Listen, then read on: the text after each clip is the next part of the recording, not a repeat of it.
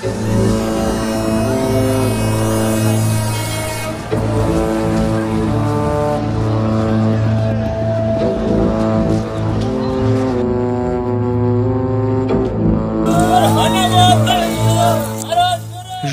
একটি লাভজনক ও কার্যকর গণপরিবহন সংস্থা হিসেবে গড়ে তুলতে নতুন একটি কৌশলগত পরিকল্পনা গ্রহণ করেছে অন্তর্বর্তী সরকার।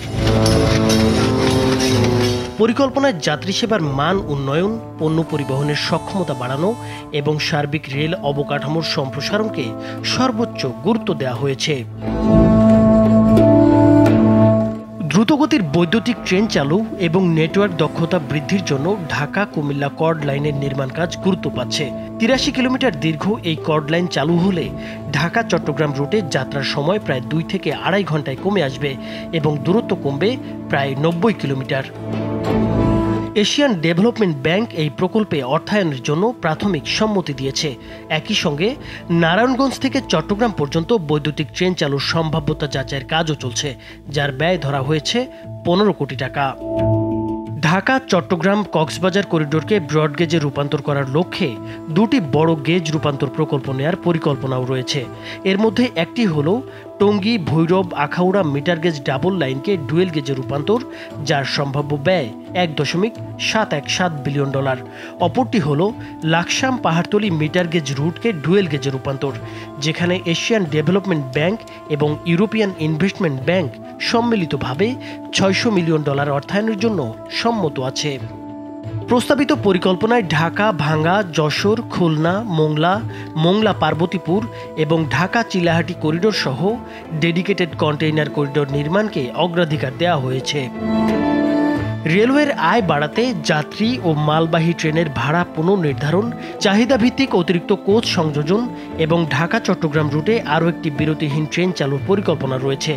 একই সঙ্গে মেঘনা এক্সপ্রেসকে কক্সবাজার পর্যন্ত সম্প্রসারণ এবং ঢাকা কক্সবাজার রুটে অতিরিক্ত ট্রেন চালুর উদ্যোগ নেওয়ার পরিকল্পনাও রয়েছে।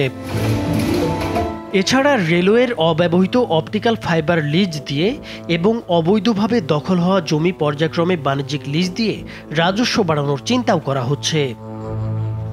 সরকারি পণ্য যেমন চাল, সার ও জ্বালানি রেলের মাধ্যমে পরিবহন নিশ্চিত করার মাধ্যমে খরচ কমানো এবং লজিস্টিক্স ব্যবস্থা উন্নয়নের উদ্যোগ নেওয়া হয়েছে। রেলওয়ের স্টেশন, কোচ ও জমিতে বিজ্ঞাপন দিয়ে আয় বৃদ্ধির চিন্তা ভাবনাও রয়েছে। এছাড়া ট্রাফিক বিভাগের কর্মকর্তাদের মোবাইল কোড পরিচালনার জন্য পুনরায় ম্যাজিস্ট্রেসি ক্ষমতা দেওয়ার প্রস্তাবও উঠেছে, যা ভাড়া ফাঁকি রোধে কার্যকর হবে। টিকিটবিহীন যাত্রী ঠেকাতে প্রধান স্টেশনগুলোতে কঠোর প্রবেশ নিয়ন্ত্রণ ব্যবস্থা কার্যকর করার উপর গুরুত্ব দেওয়া হয়েছে। যমুনা রেল সেতু চালু হওয়ায় টঙ্গী ও তেজগাঁওয়ে মালামাল আনলোডিং সুবিধা সম্পন্ন ইয়ার্ড নির্মাণের প্রস্তাব এসেছে, যা রাজধানীর আশেপাশে পণ্য হ্যান্ডেলিং ব্যবস্থা উন্নত করবে। চট্টগ্রাম বন্দরের কন্টেইনার চাপ সামলাতে ধীরাশ্রমে নতুন আইসিডি নির্মাণ এবং মোংলা বন্দর থেকে নিমতলী পর্যন্ত আরেকটি আইসিডি নির্মাণের পরিকল্পনা রয়েছে।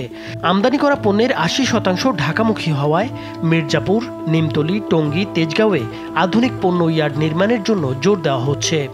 এছাড়া রেলওয়ের নিজস্ব জমিতে বহুতল ভবন নির্মাণ করে আবাসিক হোটেল, মার্কেট ও অফিস ভাড়া দিয়ে রাজস্ব বৃদ্ধির পরিকল্পনাও অন্তর্ভুক্ত রয়েছে এই পরিকল্পনায়।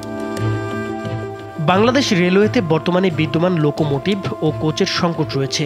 পাশাপাশি কারখানা, শেড ও ডিপোর আধুনিকায়ন হয়নি। সর্বশেষ কেন্দ্রীয় লোকোমোটিভ কারখানা নির্মিত হয় ১৯৯২ সালে।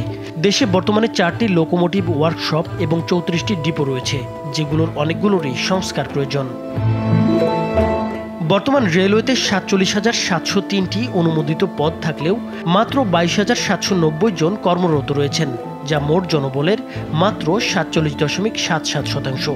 এই সংকটের কারণে ১৩০টি স্টেশন বন্ধ হয়ে গেছে এবং ট্রেন চলাচলে ব্যাঘাত ঘটছে। এজন্য জনবল নিয়োগের প্রক্রিয়াও জোরদার করা হচ্ছে। গত ৩০ এপ্রিল অনুষ্ঠিত এক যৌথ সভায় এই প্রস্তাবগুলো পর্যালোচনা করা হয়। সভায় সভাপতিত্ব করেন পরিকল্পনা কমিশনের ভৌত অবকাঠামো বিভাগের সদস্য এম এ আকমল হোসেন আজাদ। উপস্থিত ছিলেন রেল সচিব মোহাম্মদ ফাহিমুল ইসলাম এবং রেলপথ মন্ত্রণালয় এবং বাংলাদেশ রেলওয়ের ঊর্ধ্বতন কর্মকর্তারা। নাইমুর হোসেন, মাছরাঙা টেলিভিশন।